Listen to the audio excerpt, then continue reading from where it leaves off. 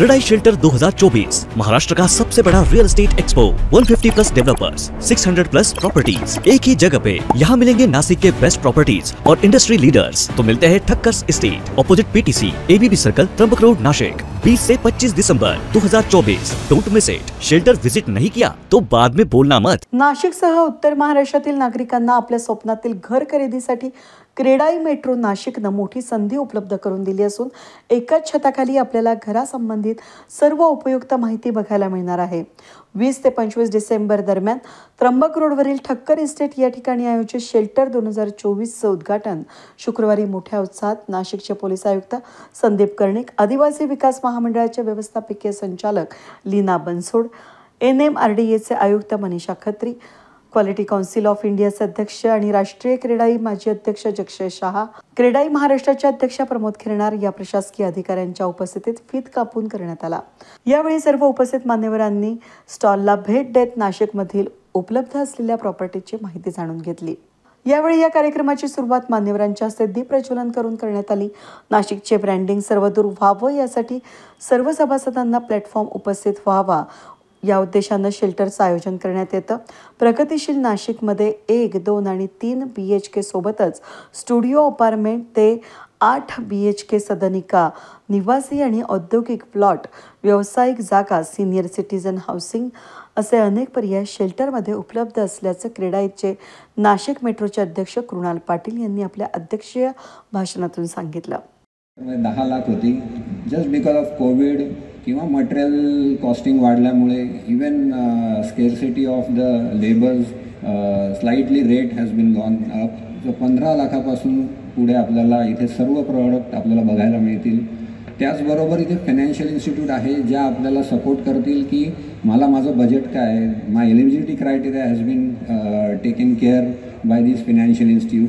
आणि आमचं सर्वात महत्त्वाचं कन्स्ट्रक्शन करताना जे काही आमचे सोबती आहेत, जे इथे सर्व स्पॉन्सर्स आहेत किंवा मटेरियल सप्लायज आहेत, वेंडर्स आहेत, NGOज आहेत।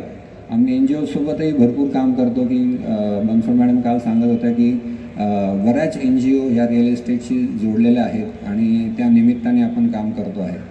आणि नाशिक महानगरपालिकेपुरतं मर्यादित न राहता की मला सांगायला आनंद होईल की मनीषा मॅम आपल्याला इथे NMRDA कमिशनर म्हणून लाभलेले आहेत आणि ma'am we are doing very quality products in across the NMRDA region.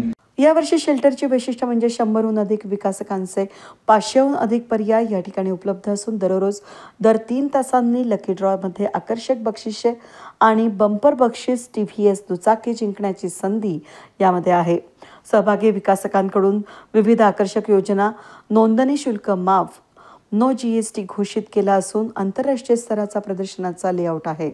आधुनिकता आणि परंपरा यांचा सुंदर संगम नाशिकमध्ये असून हे शहर हिरवं आणि सुंदर राहण्यासाठी सर्वांनी प्रयत्न करावे असं आवाहन आदिवासी विकास महामंडळाच्या व्यवस्थापकीय संचालक लीना बनसोड यांनी केलंय। सिटी आहे, सुंदर आहे आणि म्हणून पहिली विनंती मी आपल्याला सगळ्यांना करेन की हे शहर असंच हिरवं आणि सुंदर राहावं ह्याच्याकरता आपण सगळ्यांनी प्रयत्न करावे। नागरिक म्हणून, सिटीजन म्हणून आणि जसं CP साहेब म्हणले की आम्ही म्हणजे मला आता 4.5 वर्ष झालेत नाशिकमध्ये आणि मी स्वतःला नाशिककर समजायला लागलेली आहे। माझी काही इथे प्रॉपर्टी नाही पण मनाने मी पूर्णपणे नाशिककर आहे। इतकं प्रेम जिव्हाळा नाशिककर आम्हा सगळ्या अधिकाऱ्यांना देत असतात आणि त्या प्रेमापोटी आणि त्या अधिकारापोटी मी ही विनंती करते की आपलं शहर ग्रीन कसं राहील। By green I mean sustainable कसं राहील। त्यामुळे sustainable building, sustainable housing, sustainable constructions यामध्ये आपण काय काय करू शकतो मला वाटतं क्रेडाईच्या मार्फत आपण सगळ्यांनी तो विचार करावा। कारण आता ज्या पद्धतीने झपाट्याने ग्रोथ सुरू आहे किंवा विकास सुरू आहे तर काही वर्षांनी हे जे आज हिरवं आहे ते सगळं पांढरं आणि पिवळं किंवा बिल्डिंगच्या रंगाचं जंगल होऊ नये ह्याची सगळ्यांनी दक्षता घेऊया।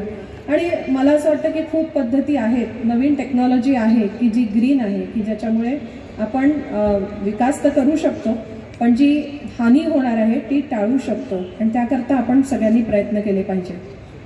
जसं मी म्हटलं की आदिवासी भाग आहे, 10 किलोमीटरपासून आदिवासी भाग सुरू होतो आणि मी आदिवासी विकास महामंडळाची MD आहे आणि हा प्लॅटफॉर्म मी एका चांगल्या ब्रँडचं मार्केटिंग करण्याकरता सुद्धा वापरते आहे. मला वाटतं की क्रेडाई मला परवानगी देईल.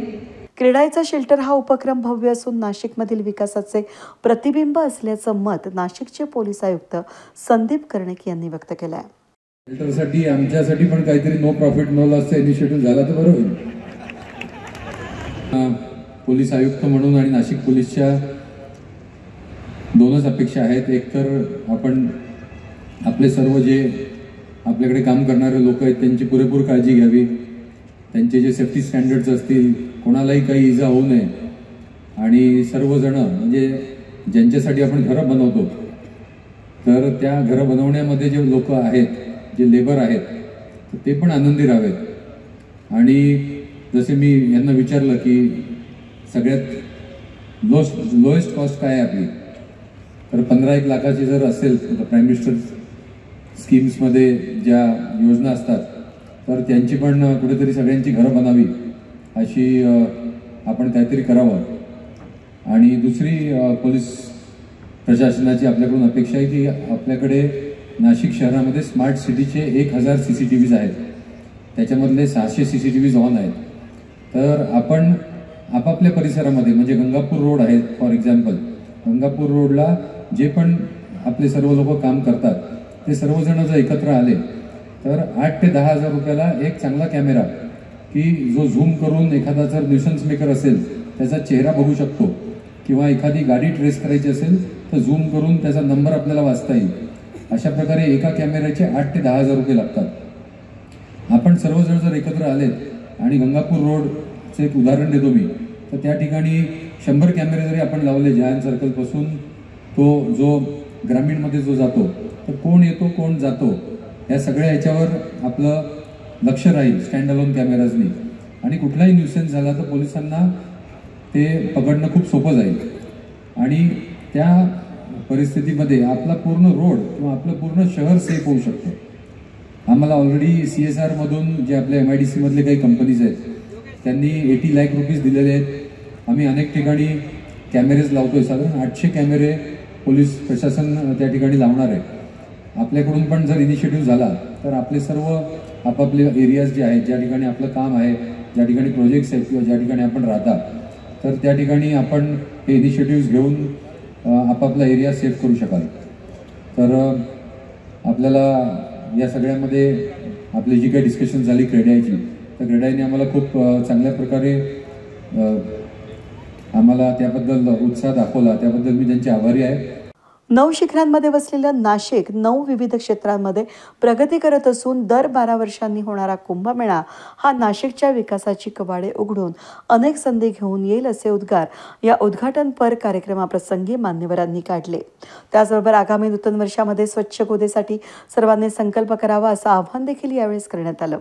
या प्रदर्शनाचे समन्वयक गौरव ठक्कर यांनी प्रदर्शनाची विस्तृत माहिती दिली. प्रदर्शन यशस्वी करण्यासाठी उपाध्यक्ष सुजय गुप्ता, जयंत भातांब्रेकर, कोषाध्यक्ष हितेश पोद्दार, सहसचिव अनिल आहेर, सचिन बाकड, नरेंद्र कुलकर्णी, ऋषिकेश कोते, त्याचबरोबर मॅनेजिंग कमिटीचे सर्व सभासद मनोज खिवसरा, अंजन भलोतिया, अतुल शिंदे, श्रेणिक सुराणा, हंसराज देशमुख, नितीन पाटील, श्यामकुमार साबळे, सागर शहा, अनंत ठाकरे, विजय चव्हाणके, निशित अटल, सुशील बाकड, सचिन चव्हाण, निरंजन शहा, सतीश मोरे, किरण शहा, प्रकाश चौधरी, तुषार संकलेचा, युथ विंगचे समन्वयक शुभम राजेगावकर, युथ विंगचे सहसमन्वयक सुशांत गांगुडे, वृषाली महाजन, सोनाली बाकड यांचं विशेष सहकार्य लाभत आहे. वेद न्यूजसाठी प्रतिनिधी कमलाकर तेवड्यांसह मी मनाली गर्गे, नाशिक.